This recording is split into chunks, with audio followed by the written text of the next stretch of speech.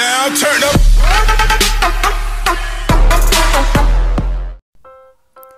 This video intends to help grade 7 learners enrolled under the modular distance learning to understand and answer the tasks and activities in their English 7 module.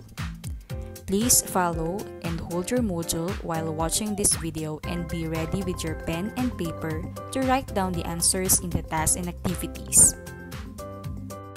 So, since I am a public school teacher from the Division of Cavite, I will be using the English 7 Learners Material which was published by the DepEd Region 4A Calabarzon.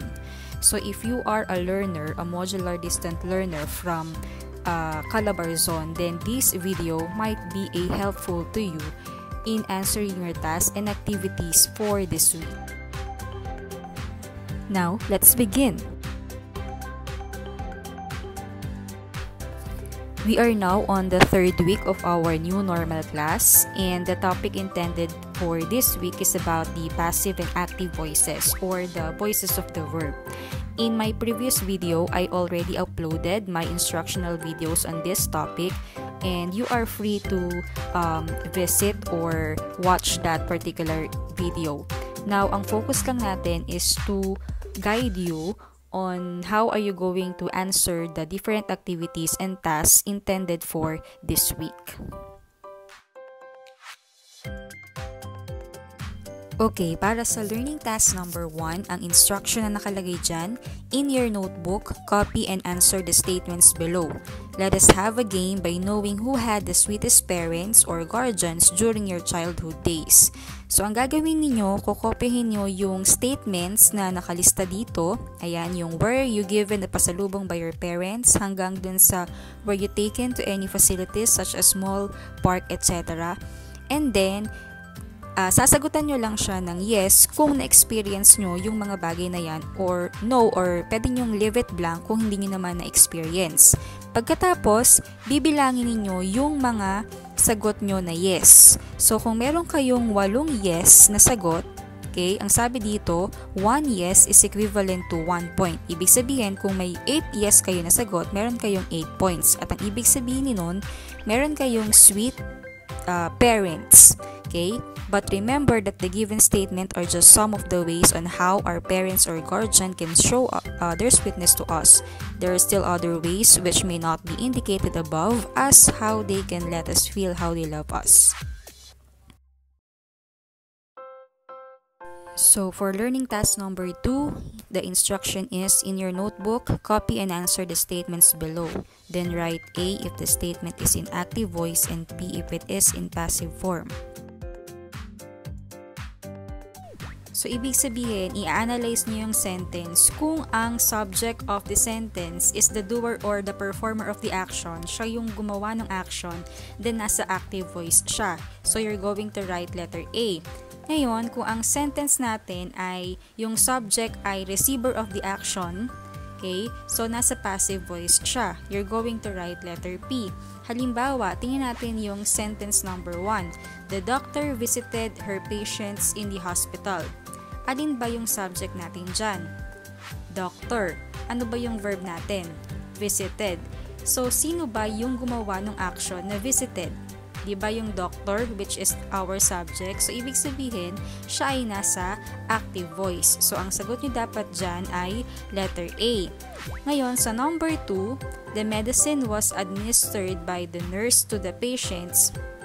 Ang subject natin ay medicine. Ang ating verb ay was administered. So, ang medicine ba ang gumawa ng action na was administered? Diba hindi? So, yung medicine yung receiver nung action. That's why sa number 2, it should be letter P kasi number 2 is in passive voice form. So, you will be the one to analyze sentences number 3 to 10. So, for learning task number 3, we have here science integration. The instruction is, in your notebook, draw the air cycle below. Then in 4 to 5 sentences, explain how air cycle occurs. Okay, so simple lang. You're just going to copy the drawing dun sa inyong module. Ayan yung air cycle. And then, i-explain nyo lang paano ba nangyayari yung air cycle. So, sa pamamagitan ng infographics na nandyan. So, sa sentences ninyo, makikita yung word na carbon dioxide, photosynthesis, oxygen, respiration, yung trees, yung human, yan. So, yan yung mga makikita sa inyong sentences. So, mas maganda kung you can construct on your own. Ayan, so bigyan natin ng pahapyaw yung voices of the verb. Explain ko lang ng konti kung ano yung nandun sa module. So sabi dyan, voices of the verb focuses on the function of the subject being either the doer or performer or the receiver of the action. They are classified as to active and passive voice. So, ibig sabihin, pag sinabi nating voices of the verb, ang voice kasi ay isa sa properties ng verb. So, ang ibig sabihin ng voice or voices of the verb is nagpo-focus siya kung ano yung function ng subject. Ang function ba ng subject ay doer or yung gumagawa ng action or receiver ng action. So, meron tayong two types ng voices of the verb, which are the active and passive voice. Active voice occurs when the subject of the sentence acts as a performer or doer of the action, while passive voice indicated that the subject of the sentence is the receiver of the action. Though it is not always present, the doer of the action in passive voice is introduced by the preposition by. Okay, so anong ibig sabihin yan? Pag sinabi nating active voice, ibig sabihin, the subject of the sentence is the one who does the action. Siya yung gumagawa ng action sa sentence, yung subject natin. Okay? So, yung subject natin, it answers the question, who or what.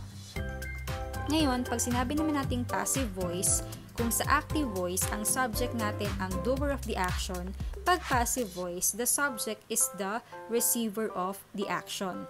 Now, usually, when we are constructing sentences, we use the active voice. Okay? Ang pattern ng active voice ay subject, verb, at object. Okay? So, later on, sabihin ko sa inyo kung ano ba yung pattern ng passive voice. Okay, so let's take a look on the example. In active voice, we have the sentence, the teachers prepare the materials for their classes. So, tandaan nyo lang, pag active voice, ang pattern niya ay subject, verb, at object. Okay, tingnan natin. The teachers prepare the materials for their classes. Ang subject natin sa active voice ay teachers. Ang verb natin ay prepared. So, sino ba ang gumawa ng action na prepared? Diba, teachers? So, the teachers prepared what? Anong sagot doon? Materials. So, ang object natin sa sentence na yon ay materials.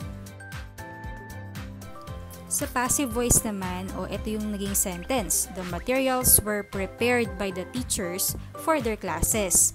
So, yung kaninang object natin sa active voice na materials, naging subject na siya. Okay? Yung ating prepared, naging were prepared. So, yung teachers natin, which is the subject sa active voice at doer of the action, naging object na siya. In passive voice, yung materials, which is the subject of the sentence, receives the action were prepared. So, that's why nasa passive voice siya. Okay, so ayan, di ba nakalagay? In the given example, for the active voice, the subject teachers is the doer of the action. In the example for the passive voice, the subject material is not the doer of the action but the receiver of the action, as the doer is already found in the predicate. So kanina, nabanggit ko yung pattern ng active voice, which is subject, verb, and object. Sa passive voice naman, ang ating pattern na susundin ay subject, auxiliary, past participle form of the verb, by, and then your object. Okay, so yan yung susundin nating pattern pag passive voice.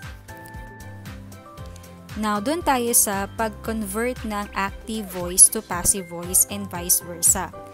In transforming a verb from active to passive or vice versa, take note of the tense of the verb. Meaning to say, kung ang tense ng verb sa active voice ay nasa present tense, kailangan ang tense din ng verb kapag ginawa nyo siyang passive voice ay nasa present tense din. However, the form of the verb as to S or simple forms vary depending on the number of the subjects. In passive voice, the main verb is usually introduced by an auxiliary verb. Okay, so magsimula tayo dun sa simple present tense. Tingnan ninyo yung sentence sa active voice. Jason prepares his meal. Now, ang verb na ginamit natin ay prepares. Bakit prepares? Kasi ang subject natin ay singular, si Jason. Iisa lang siya. So, ang ginamit natin ay S form. Ngayon, pag gagawin natin siyang passive voice, kailangan ang verb natin sa passive voice ay nasa present tense din. Kaya, magiging his meals are prepared by Jason. Kung matatandaan ninyo, sinabi ko kanina yung pattern ng passive voice. So, ang pattern sa passive voice, di ba? Subject, tapos auxiliary, and then past participle form of the verb, by, and then the object. So, tingnan niyo yung passive voice. Yung Jason prepares his meal, naging his meals are prepared by Jason. So, yung prepares na present tense natin, naging are prepared. Next, pag simple past tense naman, let us take a look on the example. Ethan informed his clients on the status of their order. So, ang ating verb ay informed, which is in the simple past tense. Ngayon, sa active voice, meron tayong subject, si Ethan, meron tayong verb, yung inform, and yung ating object ay yung clients. So, SVO. Pagdating sa passive, we have his clients were informed by Ethan on the status of their order. So, anong nangyari ngayon sa verb? Diba naging were plus past participle, yung informed. So, bakit were ang ginamit natin?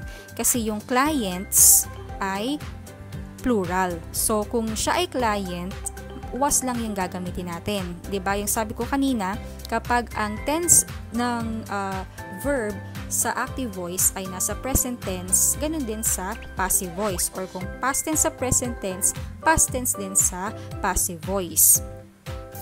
Basta tandaan nyo lang yung formula or yung pattern ng passive voice. Subject, auxiliary, past participle form of the verb, by, and then the object. So, mamaya ipapakita ko sa inyo yung table para meron kayong guide kung ano ba yung mga auxiliaries na dapat natin gamitin depende sa tense na verb na ginagamit natin sa active voice. Okay, dun tayo sa simple future tense. So, pag sinabi nating simple future tense, diba ang verb noon ay will at saka base form. So, sa active voice, meron tayong will submit. Ngayon, pagdating sa passive voice, yung will submit natin naging will be submitted. So, will be plus the past participle form of submit, which is submitted. Kaya, yung sentence sa active voice na the students will submit their report tomorrow ay naging their report will be submitted by the students tomorrow. So, dun sa present perfect naman, yung ating verb sa active voice ay has decided. Pagdating sa passive voice, naging has been plus past participle form na decided. Okay? Sa past perfect naman, ang ating verb ay had studied para sa active. Pagdating sa passive, naging had been studied. So, magiging subject plus had been plus past participle plus the object. Sa future perfect tense naman, meron tayong will have baked para sa active. So, pagdating sa passive, yung will have baked naging will have been baked. Active and passive voices of the verb may also occur in progressive tenses. So, katulad ng sinabi ko kanina, these are the different auxiliaries that you may use in converting active voice to passive voice. So, nandito yung tenses. So, kapag sa active voice, ang tense natin ay nasa present tense at ang verb natin or ang form natin ay nasa singular form, gagawin natin na is plus past participle. Pag naman plural, are plus past participle and vice versa. So, ayan. So, yan yung magiging reference ninyo.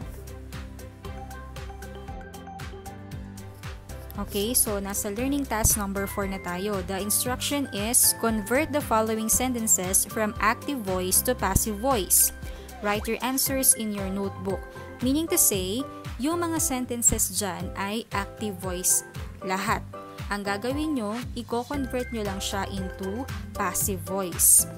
Okay, so tandaan yung pattern sa passive voice na subject plus auxiliary plus past participle form of the verb plus by and then yung inyong object. So, halimbawa, yung number 1, the mayor declared a state of calamity. So, since this is in active voice, our subject, which is the mayor, is the doer of the action declared. So, sino ba ang nag-declare? Diba yung mayor?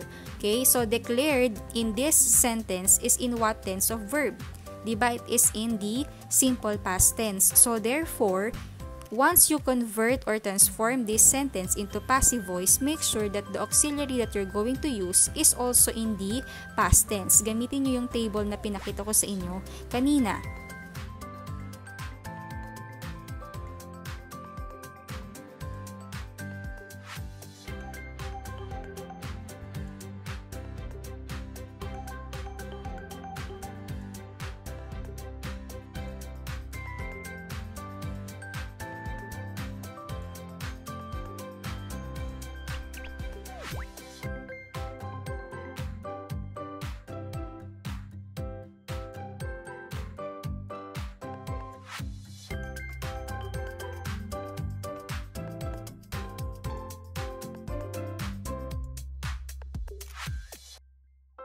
So, yung object natin dito ay yung state of calamity.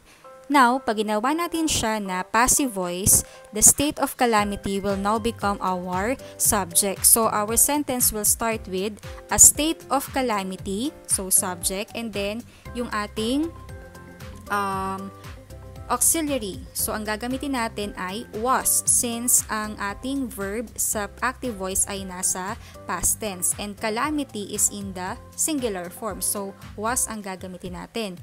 And then, was declared by the mayor.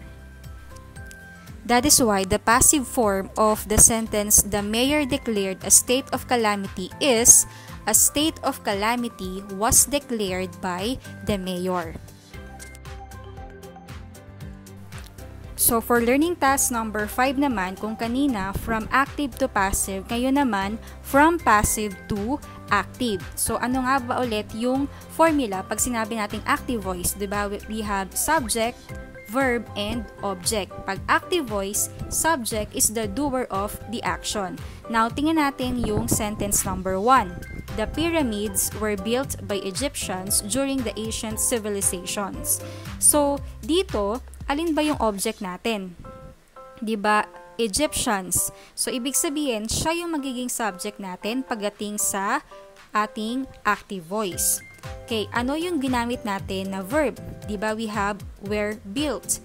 Meaning to say, dapat pagdating sa active voice, magiging past tense or simple past tense siya.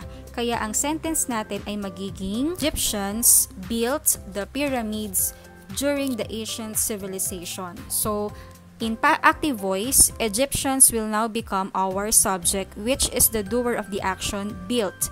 And our object is pyramid. So, why do we use built? Kasi ang ginamit natin na auxiliary sa passive voice ay were built.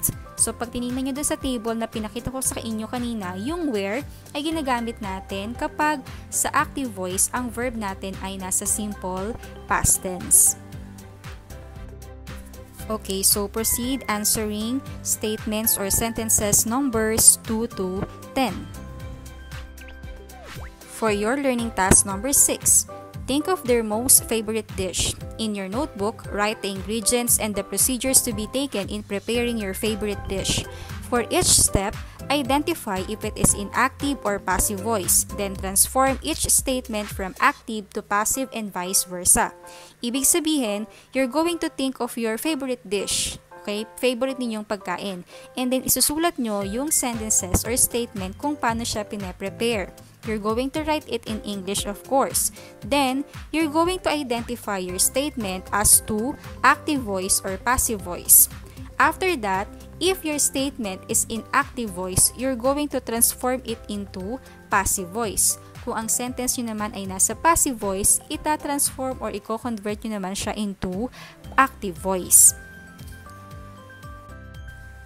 Voices of the verb focuses on the function of the subject being either the doer or performer or the receiver of the action. The active voice occurs when the subject of the sentence acts as a performer or doer of the action, while the passive voice indicated that the subject of the sentence is the receiver of the action. So for your learning task number 7, in your notebook, copy and answer the statements below. Then write A if the statement is in active voice and P if it is in passive form. Then, transform each statement from active to passive or vice versa. So after nyong kopyahin yung mga statement na yan from 1 to 10, you're going to identify whether active voice sila or passive voice. Kung ang statement ay active voice, gagawin nyo siyang passive voice. Kung ang statement ay passive voice, gagawin nyo siya na active voice. And that's all for the activities and tasks for this week about active and passive voice. I am hoping that this video will help you a lot for you to accomplish your tasks for this week. Good luck!